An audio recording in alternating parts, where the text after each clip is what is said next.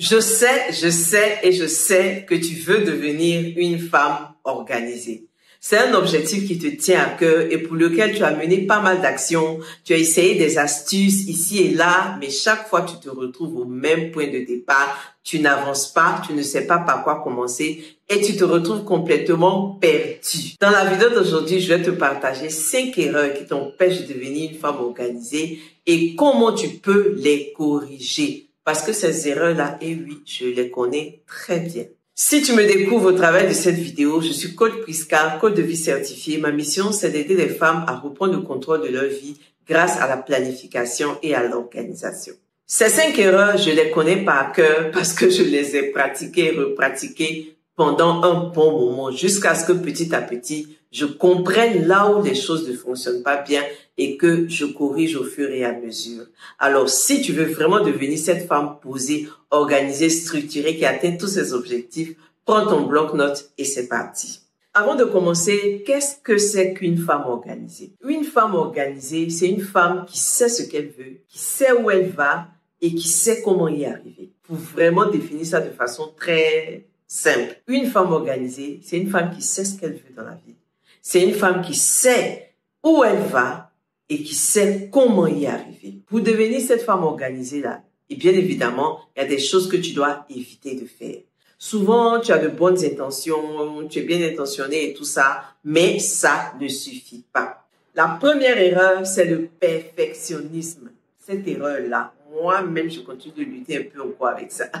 Le perfectionnisme, c'est quoi? C'est vouloir que les choses soient parfaites comme toi, tu le souhaites. À tel point que tu ne tolères pas les petites erreurs, tu ne tolères pas les imperfections, tu ne tolères pas le fait de ne pas tout contrôler.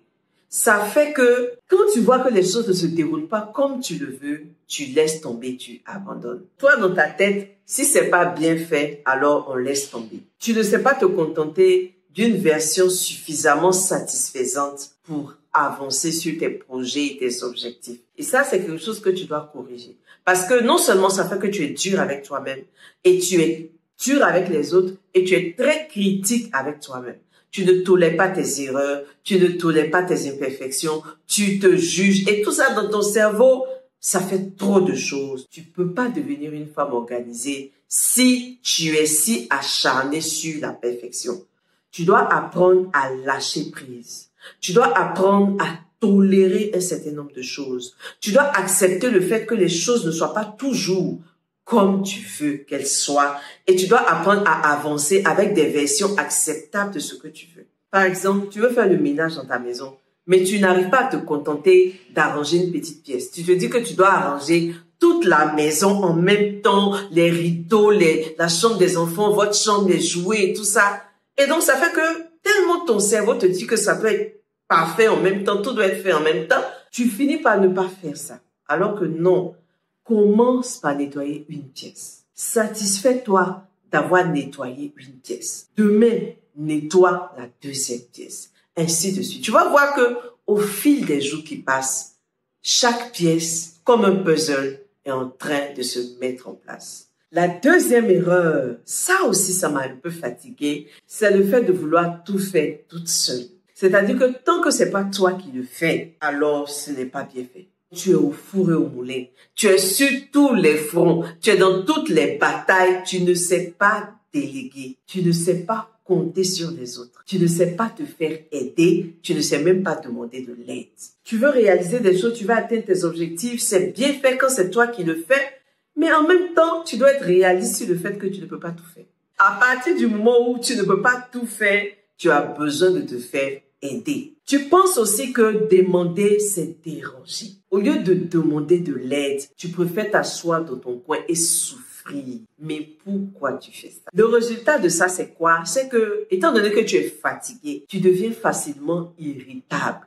Pour un rien, tu t'enflammes dans la maison. Parfois et très souvent même, tu oublies des choses importantes et tu finis par craquer. Alors, si tu commets cette deuxième erreur de vouloir tout faire, il faut que tu apprennes à déléguer intelligemment. Il faut que tu apprennes à demander de l'aide. Par exemple, pour mon Priscana Life Planner que je fais, c'est vrai que j'ai mon équipe et tout ça, mais souvent, l'équipe est débordée. Donc, ce que je fais, c'est que je demande souvent à mes enfants de m'aider sur un certain nombre de choses. C'est vrai que c'est pas toujours parfait, mais au moins ça me décharge énormément.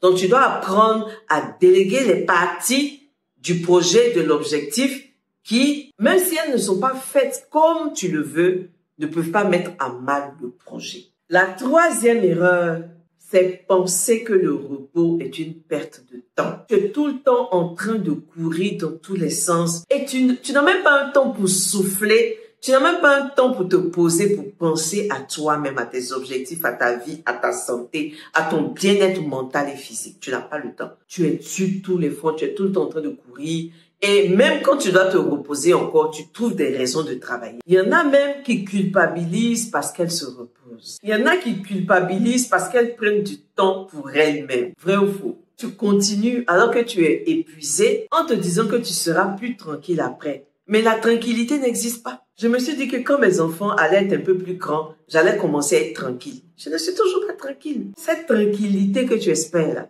elle ne viendra jamais. Tu dois créer ta tranquillité chaque jour au fur et à mesure que les choses avancent dans ta vie. Ce que tu dois faire, c'est que tu dois intégrer dans ton organisation des temps de pause. Moi, quand je prends mon life planner, la première chose même que je commence à planifier là-dedans, ce sont mes temps de repos. Ce sont mes non négociables. Ce sont mes free time. Ce sont des temps qui sont précieux pour moi. Parce que le repos est une stratégie, ce n'est pas un luxe. C'est une stratégie pour revenir encore plus forte et plus dynamique pour vraiment atteindre tes objectifs en tant que femme. Donc, chère dame, apprends à te reposer. De temps en temps, va te faire masser au spa. De temps en temps, va à la piscine. Va te défouler, va faire du sport. Prends du temps pour toi-même et tu seras une femme, une mère plus efficace, plus posée pour sa famille, pour ses enfants. C'est important. La quatrième erreur, c'est que toi, tu es toujours pressé. Tu ne sais pas faire les choses un peu. C'est que tu vas vite. Il n'y a pas de temps de réflexion. Dès que tu penses, dès que tu fais. Dès que tu penses, dès que tu fais. C'est comme ça le mouvement. Non, tu ne sais pas prendre du recul pour faire les choses de façon stratégique. Tu es dans l'action jour après jour, jour après jour. Tu ne fais pas de bilan, tu ne réfléchis pas, tu ne te poses pas. Non, ça, c'est une erreur qui t'empêche aussi d'être organisé. Ça fait que tu fais tout en courant. Manger, aller au travail, aller déposer les enfants, aller récupérer les enfants. Tu fais tout dans l'urgence. Tu es stressé en permanence, tu es fatigué, tu es épuisé. Et si tu es marié ou tu es en couple même, les nuits sont compliquées parce que tu ne peux pas satisfaire monsieur comme il se dit. Tu es fatigué. Ce que tu dois faire, c'est apprendre à planifier petit à petit. C'est apprendre à prendre du recul par rapport aux choses que tu veux faire. Là, par exemple, nous, on est en train de préparer les vacances et tout ça. C'est en juin, on va partir. Mais dès maintenant, je suis en train de tout préparer de telle sorte que quand on sera là-dedans, je ne serai pas dans l'urgence. Je suis en train de faire des choses que je dois faire au niveau du travail, au niveau de la maison, essayer d'organiser un peu les choses pour ne pas faire des choses dans l'urgence, dans le dur à tout moment. Ce n'est pas bon pour ma santé et ce n'est pas bon pour ta santé. Apprends à prendre du recul, à planifier, à anticiper, à faire les choses même 3, 6 mois à l'avance. Pourquoi pas? Ça t'aide à être en paix avec toi-même et ça t'aide à te sentir bien physiquement et mentalement. Et ça n'a pas de prix.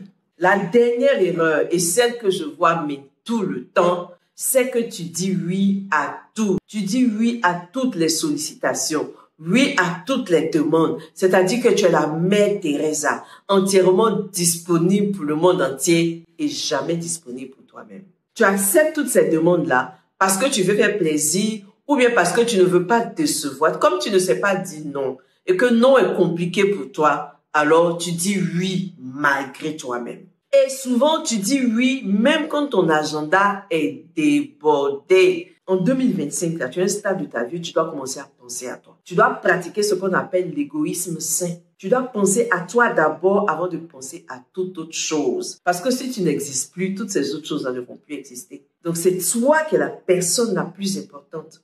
C'est toi qui es la matière première de ta réussite et de ton organisation. Tu es un pilier important de ton organisation.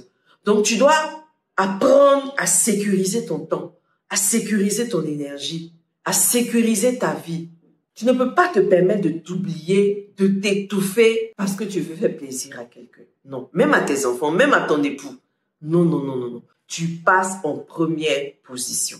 Apprends à dire non avec bienveillance. Mais si c'est le N-O-N qui te fatigue, trouve des alternatives. Je suis occupée, mon mari m'a demandé quelque chose, ou bien, ah, aujourd'hui, là, j'ai un truc au bureau, j'ai un truc que je peux pas décaler. Il y a tellement de choses à dire pour dire non. Il faut que tu apprennes à le faire. Protège ton temps, protège ton énergie. Parce que ton temps et ton énergie sont les deux piliers de ton organisation.